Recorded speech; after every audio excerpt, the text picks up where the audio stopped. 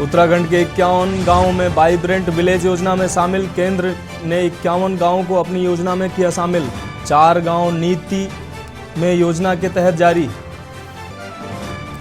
देहरादून नगर निगम के 100 वार्डों में स्वच्छता अभियान जारी। अक्टूबर माह से शुरू हुआ अभियान के चलते देहरादून की जनता में जागरूकता आई। देहरादून के मेयर सुनील उनियाल गामा की मुश्किलें बढ़ी। भ्रष्टाचार और आय से अधिक संपत्ति अर्जित करने का मामला। मेयर सुनील उनियाल गामा पर लगाए गए गंभीर आरोप। अल्मोड़ा में पीडब्ल्यूडी के डिप्लोमा इंजीनियर महासंघ की हड़ताल। अपनी कई मांगों को लेकर हड़ताल पर गए इंजीनियर्स। आश्वासन के बाद भी शासनादेश नहीं किया गया जारी।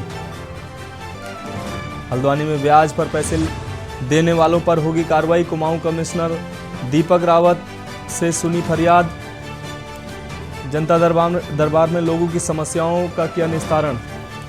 प्रदेश में पिछले 3 दिनों से हो रही बारिश और ओलावृष्टि से किसानों की परेशानी बढ़ी। सीएम धामी ने नुकसान का आकलन करने के दिए निर्देश। आप देख रहे हैं के न्यूज, खबरों का सारथी। नमस्कार, मैं हूं आपके साथ मनोज मानस। रुक करते हैं खबरों का। खबर देहरादून से आ रही। नगर निगम के 100 वार्डों में स्वच्छता अभियान जारी। नगर निगम के 100 वार्डों में स्वच्छता अभियान जारी। तो देहरादून से ये खबर आपको दिखा रहे हैं। अक्टूबर माह से शुरू हुआ अभियान अभी जारी है, मेयर का कहना है। ये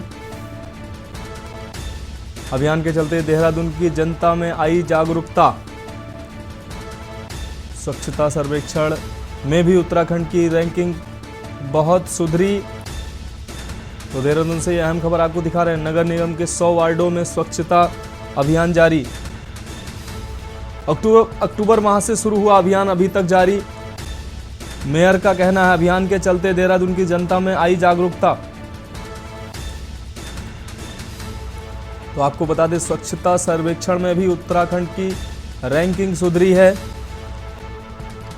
नगर निगम के 100 वार्डों में स्वच्छता अभियान जारी। तो देहरादून से ये अहम खबर आपको दिखा रहे हैं। अक्टूबर माह से शुरू हुआ अभियान अभी भी जारी। अभियान के चलते देहरादून की जनता में जागरूकता आई, ऐसा दावा है मेयर का। स्वच्छता सर्वेक्षण में भी उत्तराखंड की रैंकिंग में सुधार हुआ है।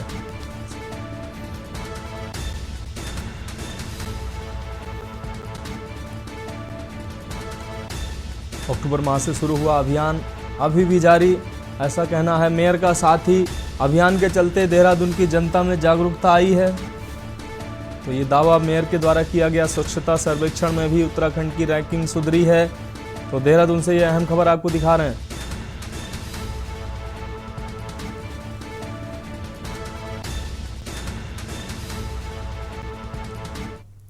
अगली खबर देहरादून से आ रही है। प्रदेश में पिछले 3 दिनों से हो रही लगातार बारिश ओलावृष्टि ने किसानों की परेशानी बढ़ा दी। आपको बता दें, सीएम धामी ने नुकसान का आकलन करने के निर्देश भी दिए हैं।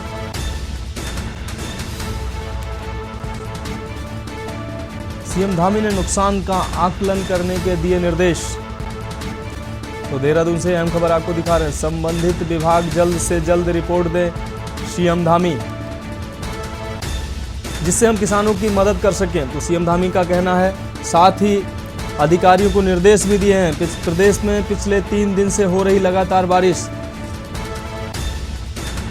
और ओलावृष्टि ने किसानों की परेशानी बढ़ा दी। तो आपको बता दें, सीएम धामी ने नुकसान का आकलन करने के दिए निर्देश। प्रदेश में पिछले 3 दिन से हो रही लगातार बारिश और ओलावृष्टि ने किसानों की समस्या बढ़ा दी। साथ ही सीएम धामी ने नुकसान का आकलन करने के निर्देश अधिकारियों को दिए हैं। उन्होंने कहा है संबंधित विभाग जल्द से जल्द रिपोर्ट दें, जिससे कि हम किसानों की मदद कर सकें। तो देहरादून से यह अहम खबर आपको दिखा रहे हैं। प्रदेश में पिछले 3 दिनों से लगातार बारिश और ओलावृष्टि हो रही है, जिससे किसानों को भारी नुकसान हुआ है। आपको बता दें, सीएम ने संज्ञान लिया है और अधिकारियों को निर्देश दिए हैं कि नुकसान का आकलन जल्द से जल्द किया जाए। बात करते हैं अगली खबर की। उत्तराखंड के 51 गांव वाइब्रेट विलेज योजना में शामिल हैं। आपको बता दें केंद्र ने 51 गांवों को अपनी योजना में शामिल किया है। उत्तराखंड के 51 गांवों को वाइब्रेट विलेज योजना में शामिल किया गया। केंद्र ने 51 गांवों को अपनी योजना में किया शामिल। साथ ही 4 गांव नीति, माड़ा, मलारी, गुंजी में योजना का लाभ मुख्यमंत्री पुष्कर सिंह धामी ने जानकारी देते हुए बताया। उत्तराखंड के माड़ा, गुंजी चाइना बॉर्डर से जुड़े हुए हैं ये गांव। इन्हें भारत का प्रथम ग्राम के रूप में माना जाएगा। तो सीएम धामी का ये कहना है इनका विकास भी प्रथम ग्राम के रूप में ही किया जाएगा। प्रथम चरण में 4 गांवों को विकसित किया जाएगा। तो देहरादून से अहम खबर आपको दिखा रहे हैं। उत्तराखंड के 51 गांवों को वाइब्रेट विलेज का दर्जा मिलेगा। साथ ही केंद्र ने 4 गांवों को जो चाइना बॉर्डर से लगे हुए हैं उनको प्रथम गांव योजना के तहत शामिल किया जाएगा। बात करते हैं अगली खबर की। देहरादून के मेयर सुनील उनियाल गामा की मुश्किलें बढ़ी हैं। भ्रष्टाचार और आय से अधिक संपत्ति अर्जित करने का ये मामला है। आपको बता दें भ्रष्टाचार और आय से अधिक संपत्ति अर्जित करने का ये मामला मेयर सुनील उनियाल गामा पर लगाए गए गंभीर आरोप। एडवोकेट वीरेश नेगी ने मेयर पर आरोप लगाए थे। कोर्ट का सहारा लेंगे, 156/3 का मुकदमा दर्ज कराएंगे वीरेश नेगी। तो वीरेश नेगी है आरटीआई एक्टिविस्ट और लॉयर भी हैं।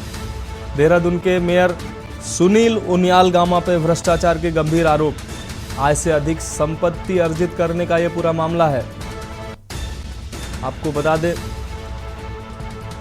कि आरटीआई के माध्यम से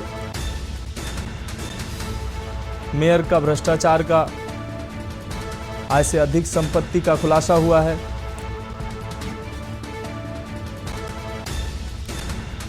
तो मेयर सुनील उनियाल गामा पे लगे हैं गंभीर आरोप। एडवोकेट वीरेश नेगी ने मेयर पर लगाए थे गंभीर आरोप। अगली खबर की, ब्याज पर पैसे देने वालों पर हम बात करेंगे। उससे पहले एक ब्रेक लेते हैं, ब्रेक के बाद जल्द हाजिर होते हैं। ब्रेक के बाद आपका स्वागत है। हम बात करते हैं हल्द्वानी से खबर आ रही है। ब्याज पर पैसे देने वालों का मामला है। ब्याज पर पैसे देने वालों पर होगी कार्रवाई। आपको बता दें कुमाऊं कमिश्नर दीपक रावत ने सुनी है फरियादियों की फरियाद। तो ब्याज पर पैसे देने का यह मामला सामने आ रहा है। जनता दरबार में लोगों की समस्याओं का निस्तारण भी किया। धनराशि ब्याज पर लेना व देना कानूनी अपराध, कमिश्नर ने यह कहा। कुमाऊं कमिश्नर दीपक रावत ने सुनी फरियाद। तो जनता दरबार में लोगों की समस्याओं का निस्तारण भी किया। साथ ही कहा कि धनराशि पर ब्याज देना लेना कानूनी अपराध, जो लोग इसमें लिप्त हैं उन पर कानूनी कार्रवाई की जाएगी। तो हल्द्वानी से खबर आपको दिखा रहे हैं। ब्याज पर पैसे देने वालों पर होगी कार्रवाई। कुमाऊं कमिश्नर दीपक रावत ने ब्याज पर पैसे देने और लेने वालों पर कार्रवाई की बात की। साथ ही गैरकानूनी बताया। धनराशि पर ब्याज लेना और देना अपराध। कुमाऊं कमिश्नर दीपक रावत ने साथ ही फरियादियों की फरियाद भी सुनी। बात करते हैं अगली खबर की। पीडब्ल्यूडी के डिप्लोमा इंजीनियर महासंघ की हड़ताल से जुड़ी खबर आ रही है। अपनी मांगों को लेकर हड़ताल पर गए इंजीनियर। तो अल्मोड़ा से एक खबर आ रही है। अपनी कई मांगों को लेकर हड़ताल पर गए इंजीनियर। आश्वासन के बाद भी शासनादेश जारी नहीं किया गया। अपनी कई मांगों को लेकर हड़ताल पर गए इंजीनियर। तो अल्मोड़ा से अहम खबर आपको दिखा रहे हैं। पीडब्ल्यूडी डिप्लोमा इंजीनियर हड़ताल पर गए। अपनी कई मांगों को लेकर हड़ताल पर गए इंजीनियर। आश्वासन के बाद भी शासनादेश जारी नहीं किया गया। अपनी कई मांगों को लेकर हड़ताल पर गए डिप्लोमा इंजीनियर। आपको बता दें पीडब्ल्यूडी के डिप्लोमा इंजीनियर महासंघ की हड़ताल। अपनी कई मांगों को लेकर हड़ताल पर गए डिप्लोमा इंजीनियर।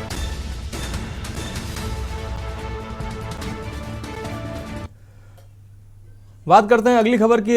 कल से नया वित्तीय वर्ष शुरू हो गया। ये नया वित्तीय वर्ष आम जन के लिए महंगाई का बोझ बढ़ाकर आया।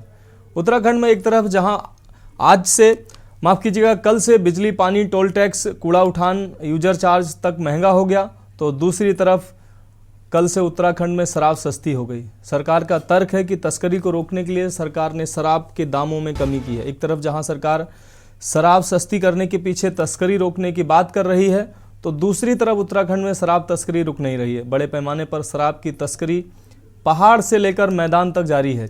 ऐसा ही कुछ देहरादून के रानी पोखरी में देखने को मिला।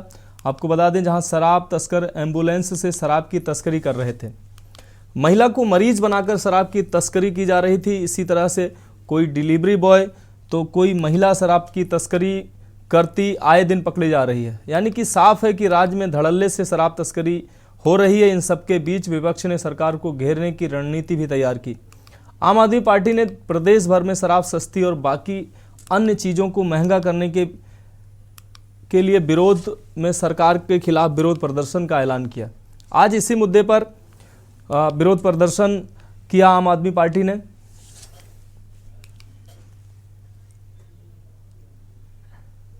इसमें ऐसा है कि कल रात साढ़े 12 बजे के लगभग रानी पोखरी थाने अपने थाना गेट के सामने बैरियर लेवल चेक कर रहे थे वाहनों की जी। उस समय एक एम्बुलेंस जो है, एक ओमनी जो एम्बुलेंस है UK04 के 1463, इसमें ये एम्बुलेंस रानी बजाते हुए आ रही थी।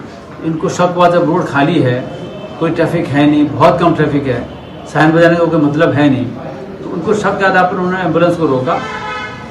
रोकने पर जो है एक महिला शराब की 20 पेटियों के ऊपर लेटी हुई थी, उसको चादर बिछा करके लेटी हुई थी। और जब चेक किया तो वास्तव में इसमें शराब मिली, देसी शराब है। और ये देहरादून से जो है रानी पोखरी क्षेत्र के आगे उस क्षेत्र में जो है बेचने जा रहे थे। इसमें 4 अभियुक्त हैं। बेसिकली ये सब ये ऋषिकेश के रहने वाले हैं। और इसमें एक रवीना भटनागर महिला है। इसके खिलाफ जो है 7 तो आबकारी के मामले हैं और 2 NDPS के मामले हैं।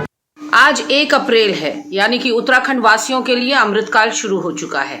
आज ही के दिन से लागू होंगी बिजली की बढ़ी हुई दरें, यानी कि 13.25 की जो टैरिफ की नई दरें आई हैं, उस हिसाब से जनता की जेब में डाका डाला जाएगा। आज से पानी की नई दरें लागू होंगी, यानी कि पानी महंगा होगा और शराब आज से सस्ती होगी प्रदेश के अंदर। और रोडवेज यानी कि परिवहन का भी किराया महंगा कर दिया गया है, तो वो एक अलग से खर्चा। उसके अलावा खाद्यान्न महंगा, गैस सिलेंडर महंगी, पेट्रोल डीजल महंगा, यानी कि सुनहरा काल शुरू हो चुका है। अच्छे दिन आ चुके हैं और पंजाब का अनुसरण करते करते अब उत्तराखंड को भी नशे में डुबाने की पूरी इस सरकार की तैयारी है।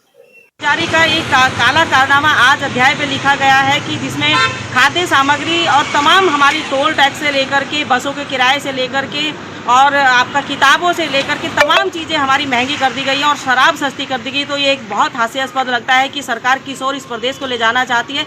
एक और तो कहते हैं कि प्रदेश को नशा मुक्त बनाने की बात करते हैं, दूसरी ओर शराब को सस्ता करके घर घर शराब पहुंचाने की बात करते हैं। और हाईकोर्ट की फटकार लगने के बाद भी कितनी बड़ी विडंबना है कि हाईकोर्ट की फटकार लगने के बावजूद भी सरकार ने इस ओर कोई ध्यान नहीं दिया और हाईकोर्ट इसका संज्ञान ले रहा है। और प्रदेश की जनता इस समय टकटकी लगाए इस प्रदेश सरकार को देख रही है कि हमारी खाद्य सामग्री सस्ती कब होंगी, गैस सिलेंडर के दाम कब होंगे, पेट्रोल डीजल के दाम कब होंगे, किताबों के ऊपर जो इन्होंने % लगाया उसके ऊपर, बिजली और पानी के जो दाम आज से इन्होंने बढ़ाने शुरू किए हैं उसको देख लीजिए। गूगल के ऊपर भी जो पेटीएम करेगा उसके ऊपर भी 1 जो है टैक्स लगेगा। तो इस प्रदेश को इस प्रदेश की जो सरकार है वो कहाँ ले जाना चाहती है? धामी सरकार को इस वक्त इस प्रदेश की जनता की कोई चिंता नहीं है कि हमारी सरकार ने, अगर आप देखें तो उज्ज्वला गैस के कनेक्शन के तहत बिल्कुल फ्री जो है गैस कनेक्शन भी दिए हैं। साथ में मुफ्त राशन हम पूरे जो है वो दी जा रही है। पीएम जो आवास योजना है, वो आवास योजना के तहत बेघरों को घर दिए जा रहे हैं। तो ये योजनाएं जो है हमारे धरातल पर काम कर रही है और पूरी गरीबी से उबारने के लिए हमने पूरे आर्थिक जो है हमारी जो सहायता जो गरीबों के लिए कल्याणकारी जो योजनाएं हैं वो योजनाएं चल रही हैं। साथ में रही इसकी बात, ये जो आबकारी नीति के तहत जो है ये योजना जो है वो चलती है और साथ में जो आबकारी जो विभाग है वो तय करता है। वो अपने हर विभाग चाहता है कि हमारी जो विभाग की जो योजना है वो जो है उसको लाभ मिले। एक्साइज के मैटर में आज ये ओपन कर दिया है कि हम जो है जो नई प्रपोज्ड टाइम टेबल के साथ आए थे उस पर ये कह दिया है कि 5 तारीख तक जो भी हमारी ऑक्शन प्रोसीडिंग है उसको हम कंप्लीट कर लें और कल 11 बजे तक हम जो है टेंडर के लिए, ऑक्शन के लिए जो निविदा है वो हम उसको विज्ञापित कर लेंगे। चूँकि स्टेटस को होने से हमें थोड़ी तकलीफ तो हो गई थी कि हमें एक रेवेन्यू का बहुत 11 करोड़ रुपए पर डे का लगभग नुकसान होने की संभावनाएं थी और आज माननीय उच्च न्यायालय ने सरकार की बात को सुना और सरकार को राहत दी है और ये कहा है कि जो भी डेफिशिएंसीज जो पिटिशनर है उसने अपनी रिट पिटिशन में कहा था उसको हमने ऑटोमेटिकली उसको रिजॉल्व कर दिया है और रिट पिटिशन को भी आज डिस्पोज ऑफ कर दिया गया है। खबरों के बीच वक्त है एक ब्रेक का, जल्द लौटते हैं। आप देख रहे हैं के न्यूज, खबरों का सारथी। ब्रेक के बाद आपका स्वागत है। रुक करते हैं अगली खबर का। खबर रामनगर से है, जहां कांग्रेस कार्यालय में पत्रकारों से वार्ता करते हुए रामनगर ब्लॉक अध्यक्ष देशबंधु रावत ने कहा कि मोदी ने अडानी के साथ मिलकर देश का सबसे बड़ा आर्थिक घोटाला किया है। इस आर्थिक घोटाले की जांच के लिए संयुक्त संसदीय समिति का गठन की मांग की है। कांग्रेस अध्यक्ष मल्लिकार्जुन खड़गे और राहुल गांधी ने मांग की है, लेकिन भाजपा इसके लिए तैयार नहीं है। उन्होंने कहा कि राहुल गांधी की आवाज दबाकर भाजपा महंगाई, बेरोजगारी आदि मुद्दों से जनता का ध्यान भटकाना चाहती है। उन्होंने कहा कि राहुल गांधी का सरकार दफ्तर भी छीनने का कार्य कर रही है। उन्होंने कहा कि हम सब कांग्रेस जन घर घर जाकर मुहिम चलाएंगे और पंपलेट लगाएंगे कि हम सब कांग्रेस जन, घर घर राहुल गांधी का घर। वहीं उन्होंने कहा कि राष्ट्रीय और प्रदेश के साथ स्थानीय मुद्दों पर कांग्रेस मजबूती से लड़ाई लड़ेगी।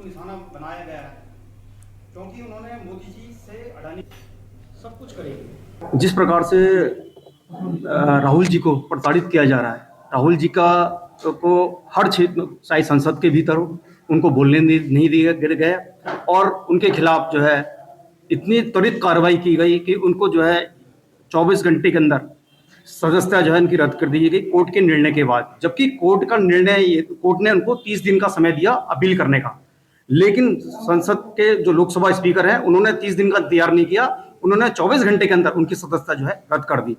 और उसी के लिए हम जो है यहाँ पर जो अडानी और मोदी का रिश्ता है इसी को उजागर करने के लिए आज ये प्रेस वार्ता रखी गई है कि हमारा ये कहना है कि 20,000 करोड़ रुपया अगर वो सेल कंपनियों को में लगा है तो वो किसका है।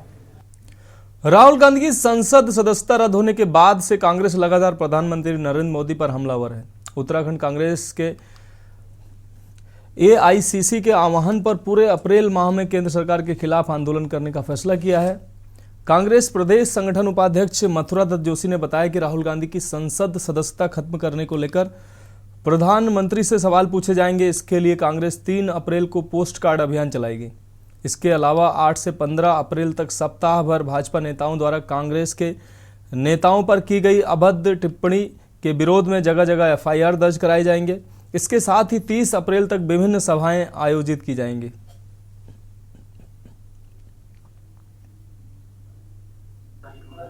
देखिए, अप्रैल माह में अखिल भारतीय कांग्रेस कमेटी के निर्देशानुसार प्रदेश कमेटी के विभिन्न कार्यक्रम आयोजित होंगे, अनेक कार्यक्रम आयोजित होंगे। 3 तारीख को पोस्ट कार्ड भेजो अभियान चल रहा है और प्रधानमंत्री जी को हम पोस्ट कार्ड लिखेंगे राहुल गांधी की सदस्यता समाप्त करने के विषय पर। उसमें सवाल पूछे जाएंगे कुछ और उन सवालों का जवाब देने के लिए प्रधानमंत्री जी से निवेदन करेंगे। वो कार्यक्रम हमारे जो फ्रंटल के संगठन है, एनएसवाई है, यूथ कांग्रेस है, महिला कांग्रेस और सेवादल, ये 4 हमारे फ्रंटल के कार्यक्रम चलाएंगे। 8 से 15 तारीख तक 1 सप्ताह का कार्यक्रम ये चलेगा, जिसमें भारतीय जनता पार्टी के वरिष्ठ नेताओं द्वारा अभी तक जो अभद्र टिप्पणी की है, जैसे प्रधानमंत्री जी ने पार्लियामेंट में कांग्रेस की सांसद और पूर्व मंत्री रेणुका चौधरी को शूर्पणखा तक कह दिया। उत्तराखंड की खबरों में अभी के लिए इतना ही। मुझे दीजिए इजाजत और आप देखते रहिए के न्यूज इंडिया। आप देख रहे हैं के न्यूज, खबरों का सारथी।